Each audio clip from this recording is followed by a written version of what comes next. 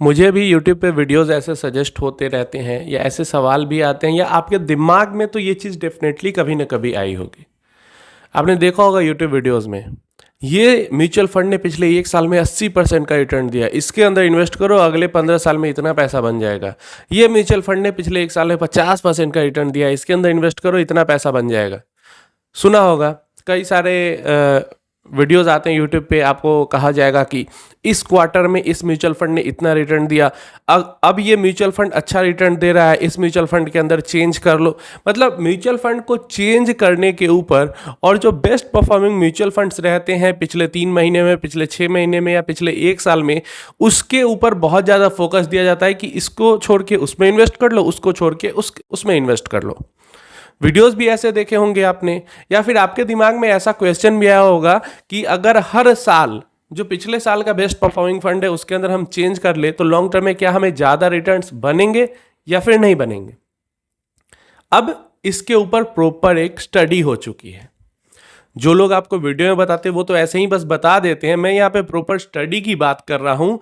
अप्रैल 2005 से लेकर अप्रैल 2024 तक व्हाइट ओक म्यूचुअल फंड ने स्टडी की है कि हर साल अगर हम, जैसे अप्रैल 2005 से अप्रैल 2006, एक फाइनेंशियल ईयर वहां पे मार्च में खत्म हुआ, अप्रैल में शुरू हुआ, तो हर बार जब फाइनेंशियल ईयर शुरू हो रहा है उस टाइम पे पिछले एक फाइनेंशियल ईयर का जो best performing mid cap and small cap fund है उसके अंदर अगर हर साल हम चेंज कर दे अपनी इन्वेस्टमेंट, तो 2024 में हमें कितना रिटर्न बना होगा। बहुत शॉकिंग रिजल्ट है इसके। अगर हम मिड कैप फंड की बात करते हैं तो इस टाइम पीरियड में अगर हर साल हम स्कीम बदलते बेस्ट परफॉर्मिंग तो 15.5% का एनुअलाइज्ड रिटर्न हमारा बनता है। रीजन भी मैं इसका आगे बताऊंगा, लेकिन 15.5% का रिटर्न बनता है, सिर्फ 15.5% का। वहीं आप normal mid cap 150 index fund के अंदर इन्वेस्ट करते तो आपका 18% तक के भी रिटर्न बन सकते थे।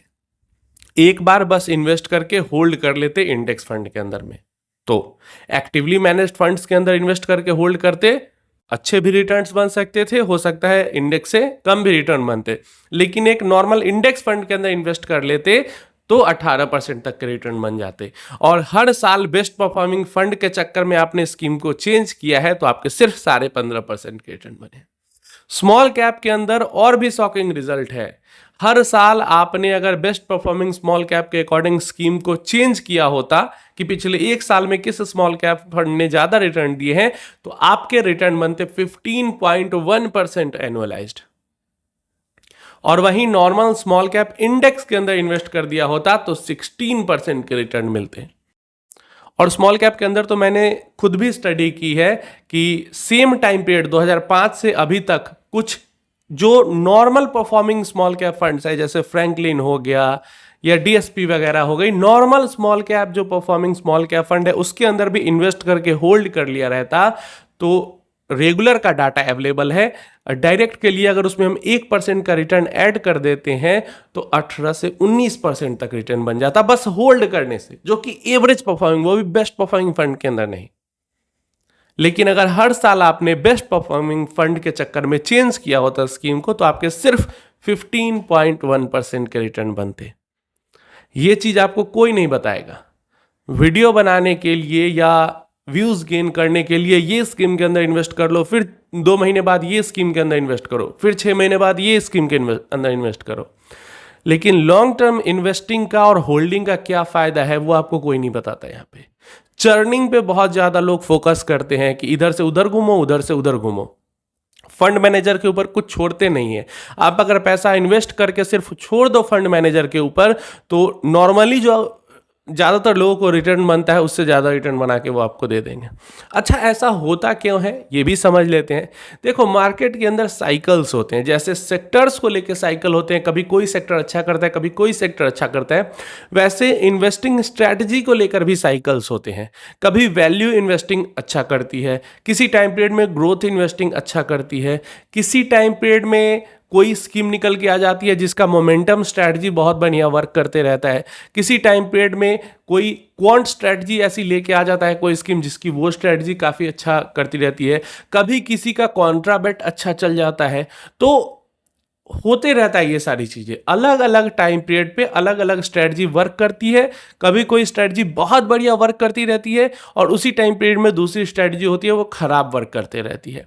तो जिस टाइम पीरियड में जो स्ट्रेटजी अच्छा करते रहती है वो स्ट्रेटजी फॉलो करने वाले आपको म्यूचुअल फंड्स दिखेंगे एकदम सूटअप रिटर्न्स करते हुए, बहुत बढ़िया रिटर्न्स देते हुए, और उस टाइम पे जो स्ट्रेटजी अच्छा नहीं कर रही है वो म्यूचुअल फंड दिखेंगे खराब रिटर्न देते हुए। तो हर बार अगर आप ऐसे करके चेंज करते रहोगे तो आप हमेशा वैसे स्कीम में पैसा इन्वेस्ट करते हो जिसकी स्ट्रैटेजी पीक कर गई है, क्योंकि इन्वेस्टमेंट पे रिटर्न्स तो वो दे चुकी है। आपको जब दिख रहा है पिछले एक साल में 60% या 70% का रिटर्न, तो वो स्ट्रैटेजी तो अब चल चुकी है, अब उसके डिक्लाइन होने का फेज है जब आप पैसा इन्वेस्ट कर रहे हो। यही गलती हो जाती है पिछले एक साल के रिटर्न देखकर इन्वेस्ट करने के चक्कर में, क्योंकि रिटर्न तो अब मिल चुका है, स्ट्रेटजी पिक आउट कर चुकी है, अब दूसरी स्ट्रेटजी के चलने का टाइम है। तो उस टाइम पे आप वैसी स्ट्रेटजी के अंदर इन्वेस्ट कर देते हो जो कि चल चुकी है।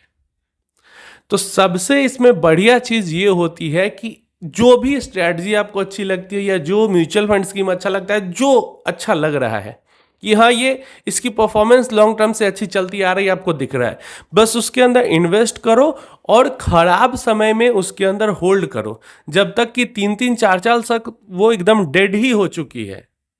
आपकी जो एक्सपेक्टेशन है लार्ज कैप में 15% तक, मतलब फ्लेक्सी के वगैरह में 15% तक, स्मॉल कैप मिड कैप में 16-17% मान लो, 17% का अगर स्मॉल एंड मिड कैप में आपको एक्सपेक्टेशन है तो दूसरी स्कीम कुछ भी कर रही है, अगर आपके स्कीम के पे 17% का XIRR रिटर्न जनरेट हो रहा है तब तक आप उसको होल्ड करके रखो।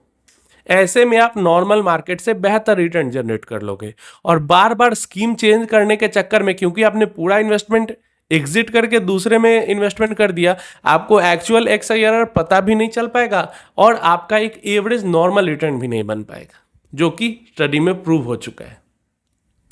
एंड इसीलिए मैं हमेशा लॉन्ग टर्म इन्वेस्टिंग पे इतना जोर देता हूं, प्लस पेशेंस के साथ होल्ड करने पे इतना जोर देता हूं कि नॉर्मल इंडेक्स फंड में किसी ने होल्ड किया तो उसने ज़्यादा रिटर्न्स बनाए, एक्टिवली मैनेज फंड में अगर होल्ड करता तो और ज़्यादा बनता, जिसने कि बार बार हर साल हर फाइनेंशियल ईयर के स्टार्ट पे जो बेस्ट परफॉर्मिंग स्कीम थी पिछले एक साल में उस पर इन्वेस्ट किया। लोग इस तरीके से सोचते ही नहीं है कि जो रिटर्न आपको दिख रहा है वो रिटर्न मिल चुका है एक साल में, वो रिटर्न अगले एक साल में मिल जाएगा इसकी गारंटी नहीं है। आपको देखना चाहिए पिछले 10 साल में कितना रिटर्न मिला, उसका आप थोड़ा बहुत एक्सपेक्टेशन लगा सकते हो कि 10 साल से अगर ऐसी स्ट्रैटेजी फॉलो करके ये रिटर्न दे पा रही है तो हो सकता है अगले 10 साल में भी इसके आसपास का रिटर्न मिल जाए। लेकिन पिछले एक साल में जो रिटर्न मिला है उसमें 99.99% चांस रहते हैं कि अगले एक साल में आपको वैसा रिटर्न नहीं मिलेगा। 0.01% केस में ही जैसा पिछले एक साल में रिटर्न मिला है वैसा अगले एक साल में मिल सकता है। तो ये चीज आपको समझनी है और नॉइज से दूर रहना है। जिस भरोसे के साथ इन्वेस्टमेंट किया है उसी भरोसे के साथ आप अगर होल्ड कर लेते हो, जितने भी सालों तक आपने 10 साल 15 साल 20 साल तक सोचा है, तो आपका बढ़िया पैसा बन जाएगा। रेदर कि आप देखते रहो इस स्कीम ने इतना रिटर्न दिया, उस स्कीम ने इतना रिटर्न दिया, बस इससे माइंड डाइवर्ट होता है। उम्मीद है इन्फॉर्मेशन हेल्पफुल होगी। कोई क्वेश्चन क्वेरी है तो नीचे कमेंट में पूछ सकते हो।